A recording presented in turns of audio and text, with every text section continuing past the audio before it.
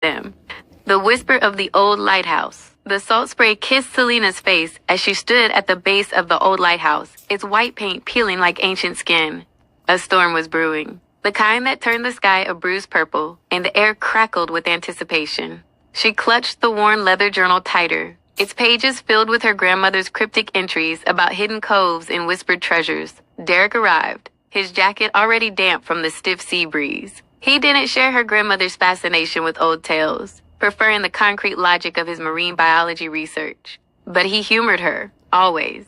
"Ready for your ghost hunt, Lena?" he teased, his smile a warm beacon against the darkening sky. "It's not a ghost hunt, Derek. It's a connection," Selena corrected, tapping the journal. Grandmother wrote about a whispering stone, found only when the tide drinks the land dry. And look, she pointed to the unusually low tide, revealing jagged rocks usually swallowed by the waves. Derek squinted, adjusting his glasses.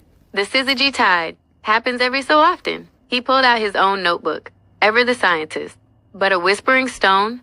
That's new. They navigated the slippery, seaweed-covered rocks, the wind whipping at their clothes. Selena led the way, her eyes scanning the newly exposed seafloor. She remembered her grandmother's stories of a small, almost perfectly spherical stone that, when held to the ear, was said to carry the murmurs of the ancient sea. Suddenly, Selena gasped, pointing to a small indentation in a larger rock. Tucked within it, almost perfectly camouflaged, was a smooth, gray stone, no larger than a pigeon's egg. It hummed with a faint, almost imperceptible vibration. "You found it," Derek murmured, a hint of awe in his voice as he took it from her. He held it to his ear, a skeptical frown on his face.